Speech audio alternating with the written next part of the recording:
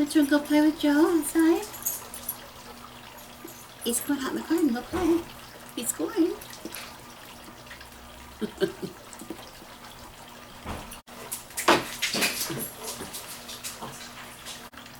Greetings, witches.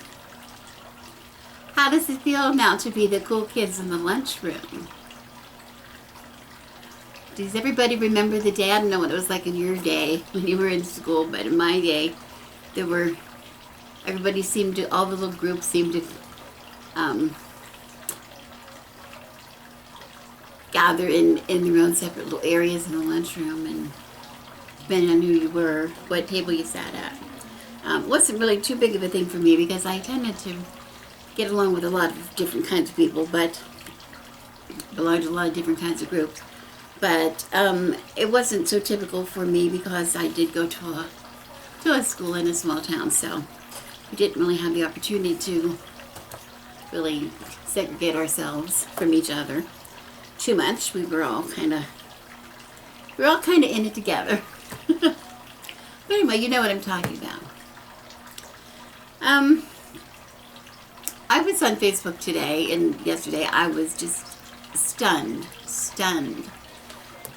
by what I was seeing on my feed. I'm like most of you. I have well, I guess it's sort of a modest amount, but I would say I have like 600 or 650 in there somewhere. Any given day friends on Facebook. Not a lot. Some people have quite a lot more. But these are people that I mean, just about everybody on my Facebook feed who are friends of mine, really are people that I kind of a rule of mine that I should be able to go to lunch with you and have a conversation. That I would know you well enough to do that. Just about everybody on my Facebook page, my friend's page, is somebody I know personally. A smaller amount are people I only know through the internet, through YouTube or through Facebook, perhaps. Mostly through YouTube. But some of you on YouTube I now speak to rather regularly through Skype or whatever. So I'm getting to know even those people more intimately than I did. But the reason I'm bringing it up is of those 600 and let's say 50 people, 600 or let's say people, about nearly a third of those people, at least about 250 of those people, I would say, are people that I know from the SCA through my medieval hobby group. Some people I know through through that hometown that I was talking about, growing up in the hometown. People, classmates, former classmates, or maybe relatives, or or closer family members. Some friends of family, not a lot, friends of family that we've kept over the years. And then of course there's some people that I know in that category, in the pagan community, through mostly YouTube or Facebook. So it's a diverse group of people. Really diverse, and probably just like you, I'm having the same kind of instances of, especially now with the political climate being what it is here in the States, it's disconcerting because a lot of people that you've really liked and you really care for over the years come up with some posts or some pass along memes or whatever that maybe you're not in tune with. And you're kind of horrified that they would even post such a thing or think in such a way. And it's like we're redefining everybody that we know in a different way with different terms. You're not just my cousin now. You're my crazy conservative cousin, or you're not just somebody I know from a job I used to have, but you're somebody who I used to work with who's racist or whatever, or maybe just an ultra liberal wagadoo person. I don't know. I'm just saying that I think we're all having the same kind of experiences, no matter where you are in the political climate. And that's not what this is about. What it is about is the phenomenon that I'm experiencing, that how different I have crazy aunt she's an aunt of mine who has unfriended. She was raised as a twin. She and my uncle were raised as twins, and that's a story, but not for today. But they were raised as twins, so close to each other. They completed each other's sentences all their lives. The very youngest of 8 of a very large family of children, the very youngest of those 8. They were so close. And one day my uncle said something on Facebook, political statement on Facebook, and she said, "I can no longer know you." And she unfriended him, and they've been estranged. That was a couple of years ago. They've been estranged ever since. They're up in their upper 70s. This is no joke. They need to, their whole life has changed. So anyway, you know how easy it is for us to fragment ourselves from each other with these differences. But one thing that is such a phenomenon to me right now is how everybody is so fascinated, no matter who they are, with witches. With witches. We are the popular cool kids. We are the popular cool kids. Isn't that cool? Why? Why is that? I'm not exaggerating. I look on my feed and I see meme after meme after meme of, or joke after joke, or cartoon, or shirts, pictures of shirts. And you with witches, about parking your rooms, like all kinds of things. Now remember, we're still like 2 full months before Halloween. I mean, it's not like it's just around the corner and everybody's thoughts are about Halloween. Maybe some of yours are, but the average person on Facebook, I don't think they're thinking about Halloween. They're just really obsessed with the idea of being a witch, and this is something that has been going on all summer, not just now. It's been going on all summer. These jokes about witches and jokes about Fezwig, don't go in there. Fezwig, go on. Go on. Sorry. It's been going on all summer. I don't know what it's about. I wouldn't know what it's about. And I just this came to a head with me. I was realizing it because my husband and I were out doing some errands yesterday, and I wanted to stop in at a few stores around town. I'm getting ready to have a party, a celebration for Maybon. For Maybon, that's coming up in a month. From us is Maybon. And I wanted to get some things for that event, and I'm going to be talking about that event a little bit later. I'll give you a clue of what's happening, but not today, but on another video. But so we went into places like not Tuesday morning, Home Goods, and we went into the Dollar Tree, and we went into Michael's, and we were getting a few things that I wanted for that celebration. And everywhere we went, it was Halloween. It was Halloween decorations. Just everywhere. Everywhere you could look, Halloween decorations. And they were different. And what did it remind me of? Oh my goodness, what did it remind me of? It reminded me, what are you doing? Twitch. Twitch it is trying to eat the screen. No screen eating. No screen eating. This is the popular room today. All the popular cats want to hang out in here today. Go play. It reminded me of what happened at Christmas. When was the day that all of a sudden, at Michael's, Christmas was all year? And I understand that because I used to be a crafter. I used to make things and sell, and I know that you had to work all year for your Christmas inventory. So I understand, something like Michael's having Halloween things maybe for crafting. And decorations, I'm not really sure of. I know there's a lot of people. Tequila, I know, always keeps her Halloween things up all year, but that's her lifestyle, and she doesn't just collect them and put them away and get them out. She just lives with them all the time. That's her choice of decor. So that's a little bit different than somebody who, at a certain time of the year just packs all their stuff away and turns everything into Halloween. Okay, so we seem to have to get that earlier and earlier and earlier, I guess. And I know now a lot of people are shopping for Halloween because if they don't buy it now, by the time Halloween comes, it won't be in the store. And that's just the realities of marketing, which is kind of unfortunate. Because what it does is it causes us to hurry the seasons. Like I just said, we are a month away from Mabon. It is still Lammas. For another month, it just became, we're only just into Lammas. We're into a harvest. Into the first harvest. We have a whole month to go before it is Mabon. And there are all kinds of energies, you know, that we celebrated at Mabon that are so important to us as witches. Well, they should be, I think. And then we have all of Mabon, and then we have in 2 months, a little more than 2 months from now, then it's Samhain. So we have a lot of time before we need to worry about some of those things. But I'm wondering to myself, what is the fascination? Now, we have a fascination, yes, we do.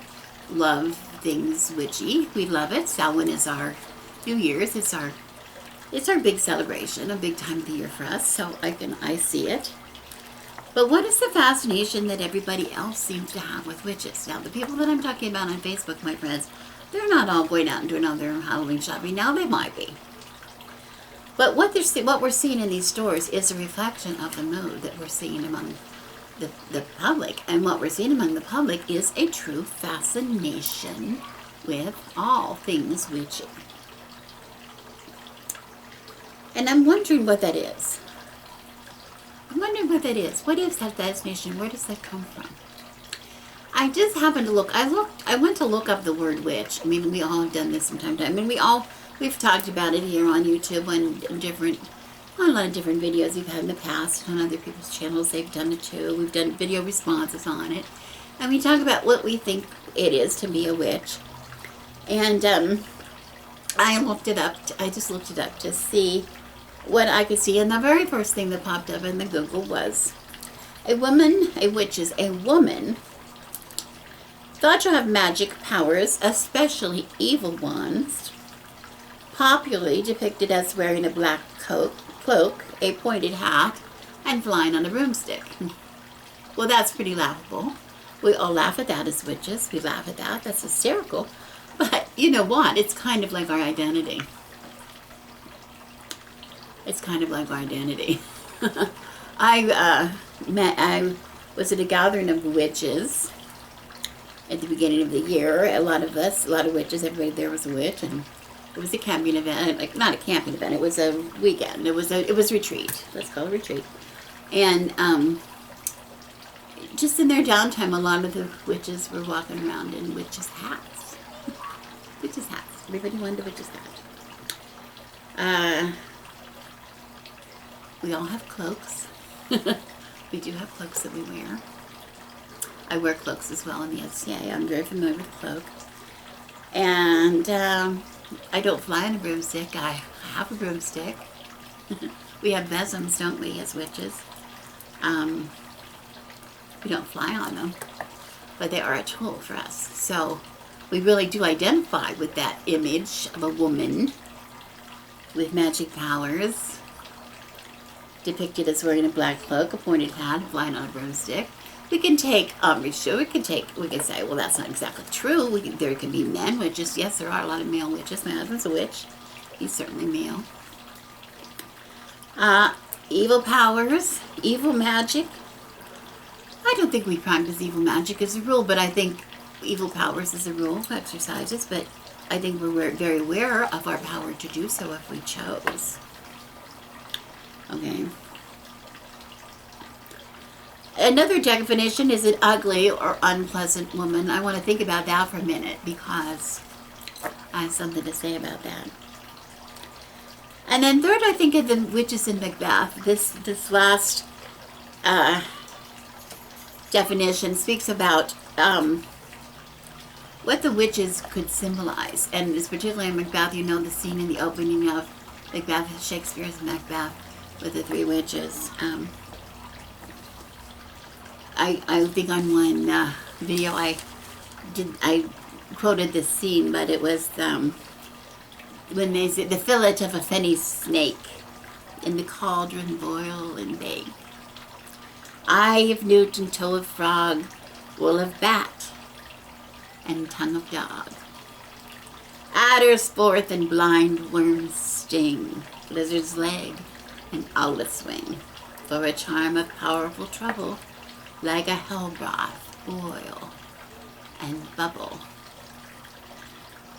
It says that symbolizes, the witches there are symbolizing the darkness and depravity of the human soul, the part of the soul that bends toward evil and darkness. Well, I find that kind of cute, number one, because I think I told you, I'm sure I told you, that I have a very, very good friend, very dear friend, I love her so much, who is an evangelist Christian, no, that's wrong, evangelical Christian, that's how she describes herself. She's very religious, very Christian, practices her religion all the time. She teaches it, she lives it. It means a lot to her. She appreciates that I have a different one than she does. She appreciates me, and she, we're cool. We're cool with each other. We both love each other. I understand. But she's a very good actress, and she does the scene. She does the scene as a monologue with the three witches. She does that as a scene herself. And she does such a good job, but I always laugh. I kind of laugh. Because even when it's acted, every time you hear it acted, it is ugly, ugly hags saying these ugly, ugly words in an ugly way. And if you would look it up what these words actually mean, that's kind of cute because they were talking about herbs. For the most part, they were talking about herbs. The witches of old were the healing women, right? The women, the wise women of the village who healed with their herbs and their powers and things, and flowers and things. And I have newt is simply mustard seed. Toa frog is the name for a buttercup. Wool of bat is holly leaves. Tongue of dog is an herb called hound's tongue. Adder's fork is adder's tongue. Okay, so these things, not all, but a lot of these things are just another name for a very commonly known plant.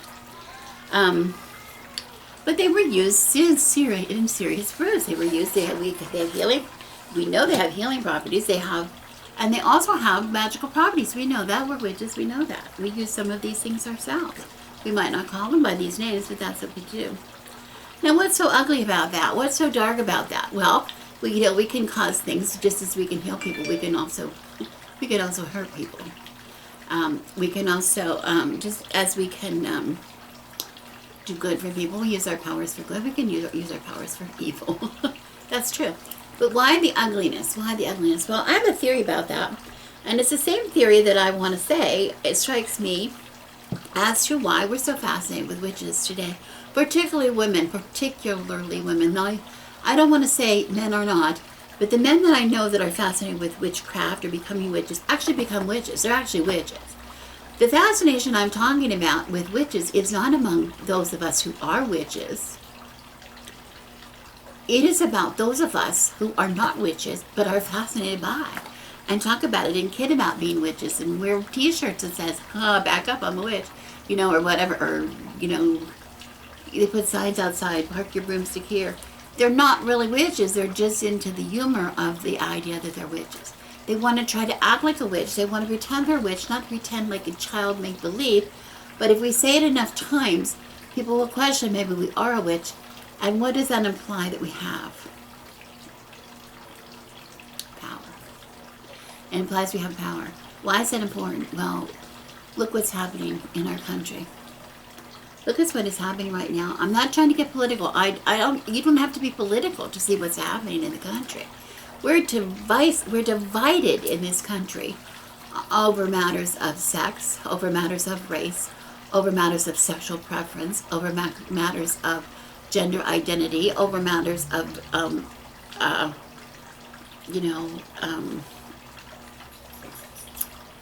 what color we are, where we are from, where our ancestors are from, what language we speak, what kind of jobs, what neighborhoods we live in.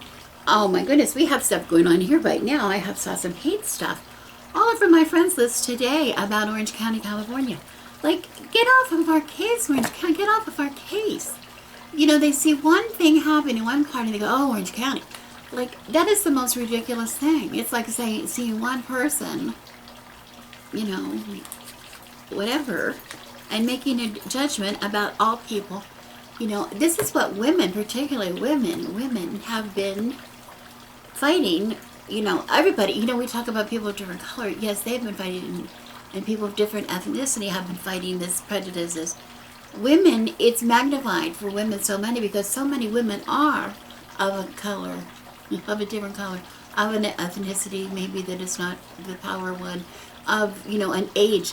You know, we have a society who we like women. We like women to be pretty. We want our women to be pretty. We want our women to be thin.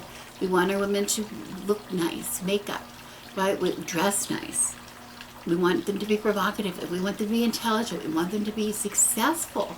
We don't want them to be poor. We don't want them to be fat. We don't want them to be old. We don't want them to be gray. We don't want them not to have mastery over the language. We don't want them to be what blank, right? And it comes down on women 100-fold, because so many women have more than one. We don't want them to be lesbians.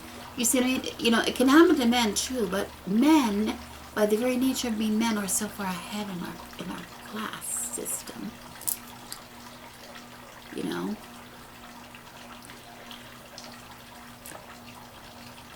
women are the last to show up in this. You know, have been historically the last to show up. And every time women catch up, they think of another reason a woman can't catch up. You know, I want to put this in a way I don't offend anybody, but let's say you're a black man.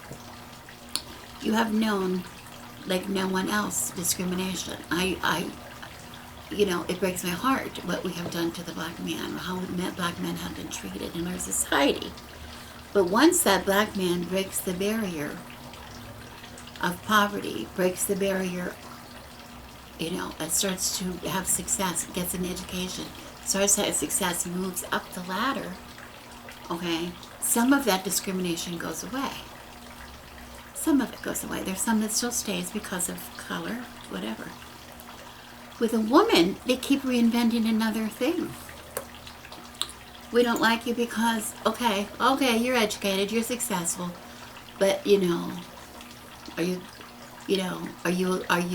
pretty? Are you fat? Are you old? Are you a lesbian? You see what I mean? We're continually stripped of our power in our society today, and this is one reaction we're having. We want to show that we have some kind of power. But my issue here, what I want to say, the point of my video today, I understand that among non-witches. I understand about non-witches that it's really fun for them, and it feels good. It feels good to just for a little while make people question by wearing a shirt that might have a funny slogan about a witch on it, or putting a sign up on my door like "Park your broomstick here," you know, or you know, there's people playing games. They play. My friends, you know, I have a lot of friends who are not witches or not magical in any way. Adult friends close to my age, and some of them are my age, and some of them are older, or some, and they're playing. They're playing nothing but games like Harry Potter, and they do these role-playing games, and they do video games. It's constant playing with magic, games of magic, and watching all the witchy shows they get. They're fascinated. Why? Why are they so fascinated? It's empowering. It's the thrill of being empowered. But what I want to say to you is, why play on it? Why play at being a witch when you can be a witch? Wouldn't it be easier? What is a witch? I finally found out a really good definition for a witch. It's one of many, if you want to define it. I mean, you're going to have as many definitions as you have people. But it says it's about using the power of the universe and the mind to attract the wants and desires. It's about being in tune with Earth's natural resources and using them to mystically quench a spiritual thirst. In today's society, One could argue that witchcraft is a necessary addition to modern society, as it illuminates the daily struggles of women on various levels. The practice itself of witchcraft is empowering. It's empowering. Combining your intent with the powers of the universe, with the powers of the element, with the powers of the god and the god. You know, invoking spells, casting spells, maybe divining the future, using tools that are at your hand. Okay? Why not be a witch? Why not just be a witch? I picked up this. The only reason I picked it up is because we had a coupon for like 40% off or whatever, and it was already on sale. But this is something I'm talking about. This is a bottle. This is something I picked up at, I think, at Michael's. It's a bottle supposed to be witch's brew. People buy this to decorate their house. You know, and I really wasn't going to buy it, but I thought, oh, well, you know, I could, because I can always use it. I guess I could use it. Because I'm thinking, this looks scary. Ooh, I'm scared. I have scarier things than this in my witch's cupboard. If you want to really get scared, just open my witch's cupboard and look inside. Witches have all kinds of things in their cupboards, don't we? I saw a bottle that said cat's whiskers. I have a bottle of cat whiskers in my cupboard. I don't need them in a fancy bottle. They're in a pretty nice bottle, but those are kind of rare to come by. I have cat claw. I've got a lot of things right in my cupboard, so do you. In bottles. But look at this bottle. I thought, oh, I could use the bottle. This is what's funny about it. I think it costs $7. It is glass, but it's really a crappy glass. They put like feet on the bottom to make it stand up. I don't even know why. It's kind of silly. The label, which is on crooked. I just sent it flying. Which is on crooked. That was me. Huh. The dog's got one. It says pre-made witch's brew. Drink at your own risk, which I think is really hysterical. Like, who would go up to a shelf that's something called witch's brew and drink it? Like, would anybody do that? Anyway, the funniest thing is, I think, well, I could use it, but then I said, you can't really see what's inside because it's dark. It's all painted glass, so you don't really need to put anything inside it, which is the idea. And it's really the idea because, look, they've glued the cork in. So in order for you to really be able to use this as a bottle, you need to remove the glue, which is probably going to rip up the cork. Which, it's not the silliest thing. It just seems silly to me. It just seemed like, you know, pretty crazy silly. I'm looking at these things in the store, and they're just full of decorations. And a lot of them are decorations like just wooden signs painted with words. It reminded me of Christmas when a lot of people used to make a lot of money selling, and they still do. There'd be a sign, it would say, celebrate. People would buy that, put on a wall, pay $13 for that. Ho, ho, ho, put on a wall. It was watered down Christmas celebrations, watered down decorations. We don't want to be too obvious that it's Christmas. We don't want it to be really about what the spirit of Christmas was in the beginning. The idea of Christmas, I'm not talking about Yule, I'm talking about Christmas.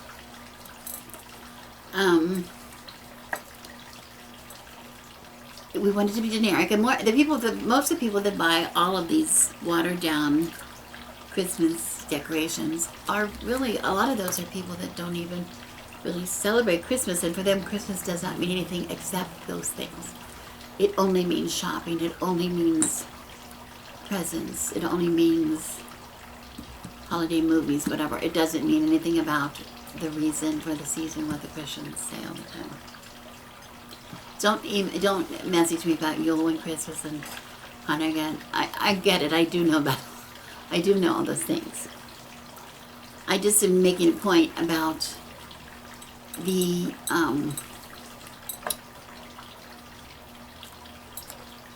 we're just turning these into holidays that are only about the consumerism, not about anything to do with the holiday. We're kind of doing the same thing now with Halloween. Halloween is the new Christmas.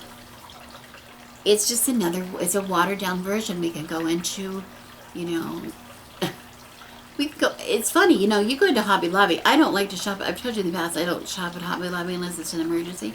But the Hobby Lobby has a huge Halloween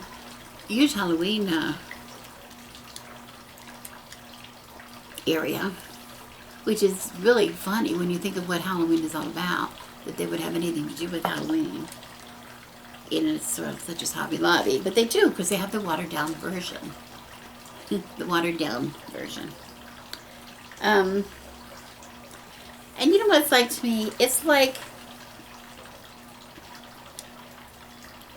my question I want to ask you, I wanted you, those of you who, this is really directed, the question is directed to those of us who really do identify as a witch. And I do know a lot of people on my channel, please, I'm not trying to insult anybody. I know a lot of people on my channel identify as pagans but are not witches, identify in a certain spiritual way but do not proclaim to be witches, or do not practice witchcraft as a part of their being a witch. They identify as a spiritual witch, perhaps being in tune with the, where we said about, the quote I talked about, that's why I use this quote, it's about being in tune with Earth's natural resources and using them to mystically quench a spiritual thirst. Through meditation, through those kind of things, does not necessarily include practicing witchcraft, doing spells, doing divination, those kind of things. Okay. My question now is to those of us who do claim to be witches, who do practice witchcraft in the sense that we do spell work, we do divination, we make charms, potions, we try to do healing through herbs, and magical, you know, using candles, using whatever, for a purpose, okay? Do you do that? Are you a witch who witches? We talked about this in a video long ago. Are you a witch that witches, or are you just a witch who loves the idea of being a witch? What is your intent in being a witch? If I say to you, do you know anybody who's in love with being in love? Do you know what I mean when I say that? There's a lot of people who really don't love. They don't love. But they are in love with being in love.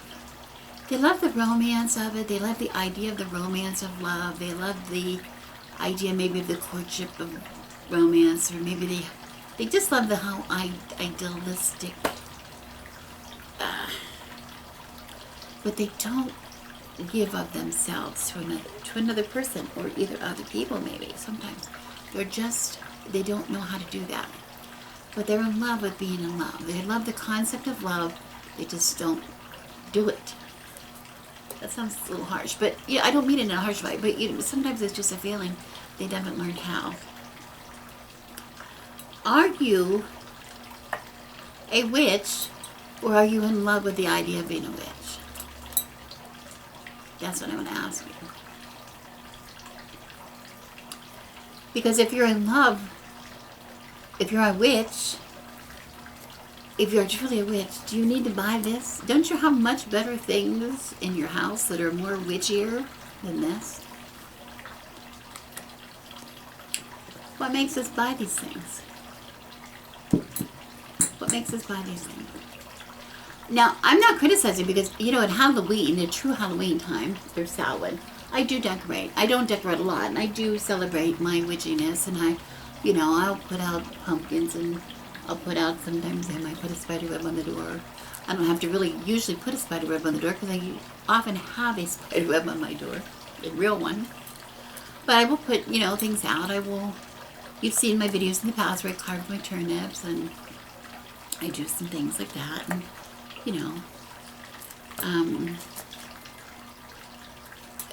so I'm not against it.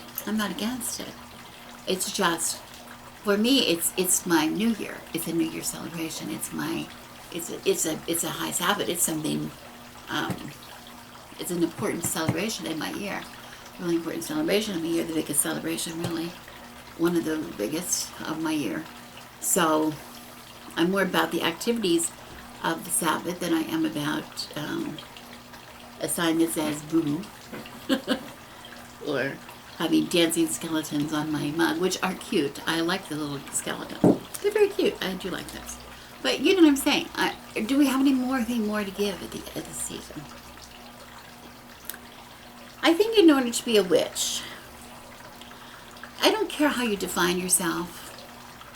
I don't care if you dress as a witch or don't dress as a witch, or decorate as a house like you're a witch, or don't decorate your house, or put up or buy these decorations or don't. I don't care.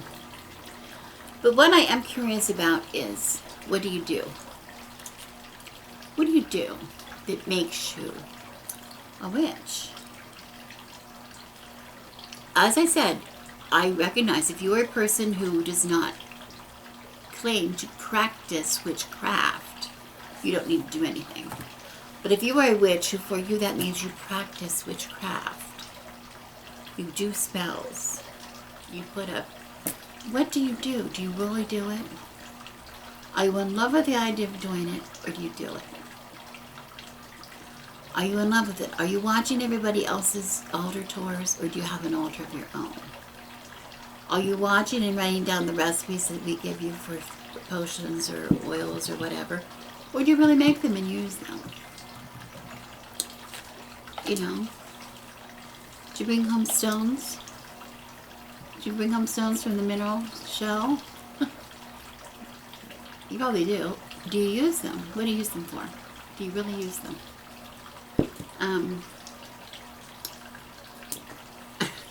My favorite. Do you collect tarot cards or do you actually use them? Are you a witch? Are you a witch? What is Halloween to you? What is Samhain to you? Is it Samhain or is it the new Christmas? I hope I didn't make anybody mad. I hope I didn't make anybody mad. I just had a question. It just came to me and I thought I would ask. Love to hear your comments. As always, thank you for watching. I'm Rebecca, and I wish you blessings. Woo.